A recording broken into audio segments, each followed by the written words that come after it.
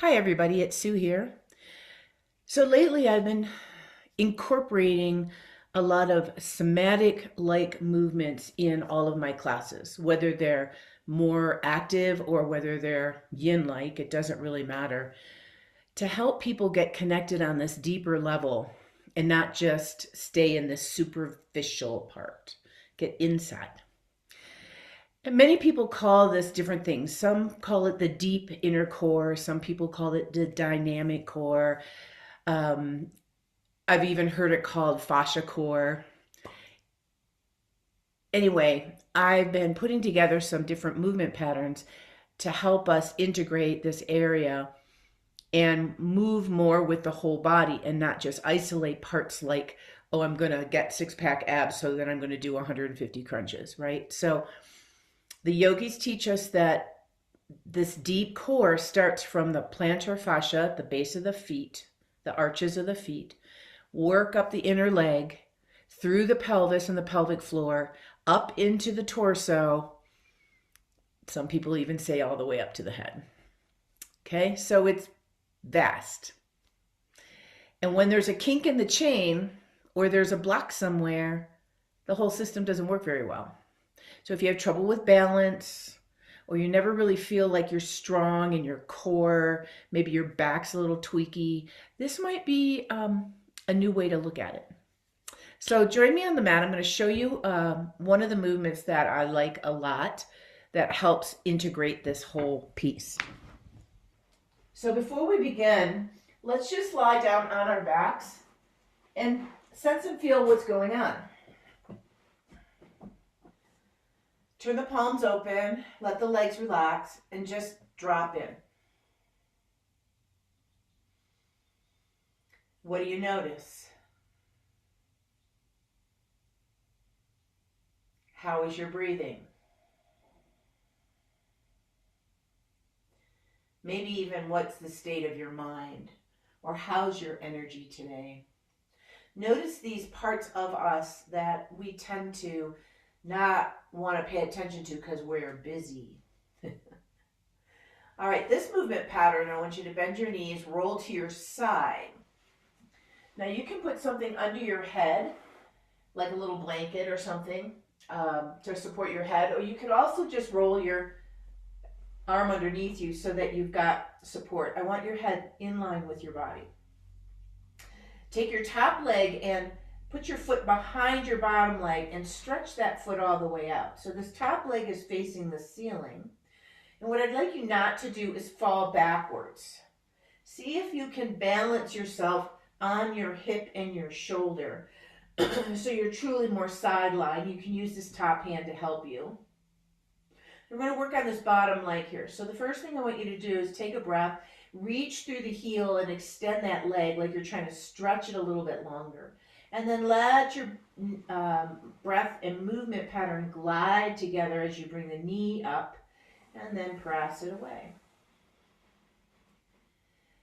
And as you do this, I want you to keep your leg on the floor. Glide and slide it as much as you can up and down, pressing through the heel as you get to the extension or the long leg position. The next time you do that push away piece right here, lift the foot about an inch or two, maybe 6 off the floor. Lower back down, inhaling, bringing it back up. And exhaling, pushing it away and lifting it off the floor. Now this is where you might start to notice there's activity going on in the inner leg when you lift it. Remember that inner leg can transfer energy up through the pelvic floor and up through the core, deep core body. You might feel something in your lower torso on that side. Keep your breathing moving nice and even. And just notice what you're feeling. The next time we do this, I'm going to add this one little piece. So lift it off the floor, notice what you feel, see if you're falling over backwards, try to keep yourself neutral, and then lower the leg. Now here comes the new piece. You can bend this bottom leg a little to help you if you need to, but I want you to pick this foot up, this back foot, whoop, and hold the knee. Now you see how I fell backwards a little? So I'm going to bend this bottom leg so I can bring this knee up, and I want to bring my hips forward. So I'm not down here. I'm actually trying to open my knee. Keep your head and your body nice and long, and see, once you get up here, can you straighten this bottom leg, reach through the heel. You've got a lot of activity going on. I'm pushing on this knee just a little bit to encourage it to move upward. I'm reaching the bottom leg nice and long. And then maybe, let's see, can you lift this bottom leg an inch off the floor and not fall over? Breathe. Keep pointing the knee up to the ceiling. And then exhale, release, and let it go. So it's kind of fun. Go ahead and lay down on your back again. Finding a neutral position before we jump to the other side. So just let go. And notice the difference between the two sides. Is there a difference? The side that you were on, the one that you were leaning on, that you were sliding and gliding that leg, might feel more open. You'd be surprised. Let's do the other side. So, try to line yourself up so that you're side lying, truly side lying. And then take your top leg and put your foot behind the bottom leg and then stretch the bottom leg all the way down.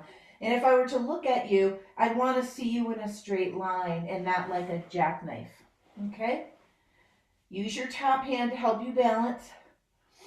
And from here, we're going to press through the heel, extending and really reaching with that leg. And then slide it up along the floor, wherever you can go, and then slide it back down, push through the heel. And so for the first few, we just do it this way.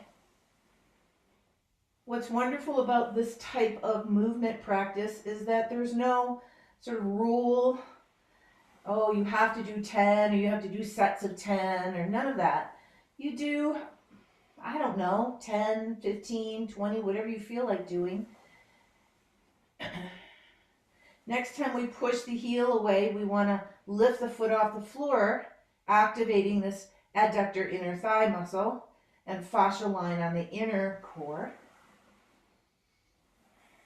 And your breathing can just stay easy and relaxed. You don't have to brace anything. Your body will brace on its own. It knows what to do. We don't have to do it for it.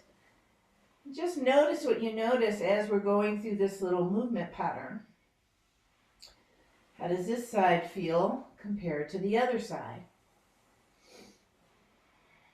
Do you notice more activation when you lift your leg? Can you feel it in your lower core body? You might even notice it in and around your back. There's nothing wrong. The super safe kind of action. And, 5 minutes a day can do a lot. All right, the next time we push the leg down, we're going to keep it straight and on the floor. Keep it active. And then we're going to try to pick up this bent leg, keeping it facing upward.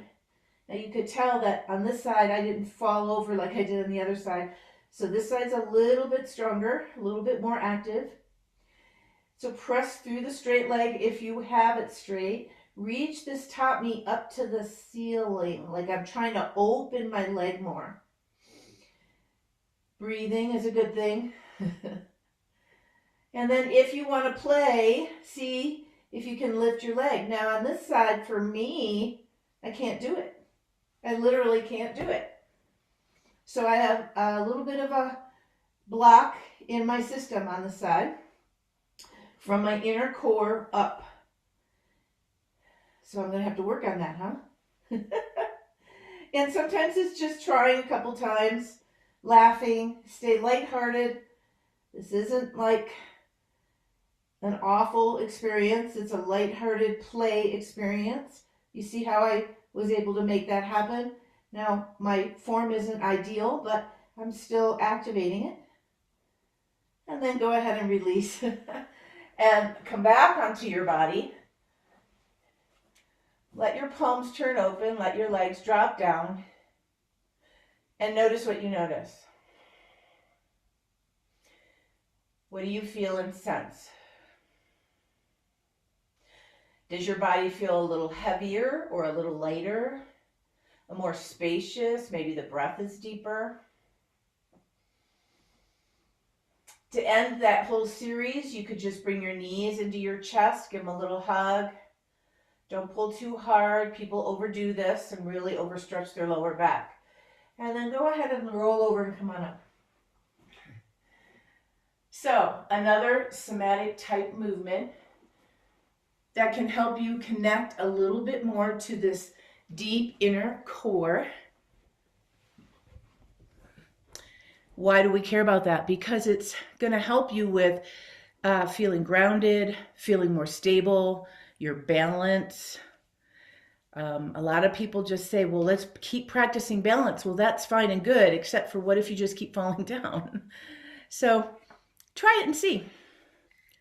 If you feel inspired, follow me on YouTube, click the link, make a comment. I'd love to know what you think about this kind of practice.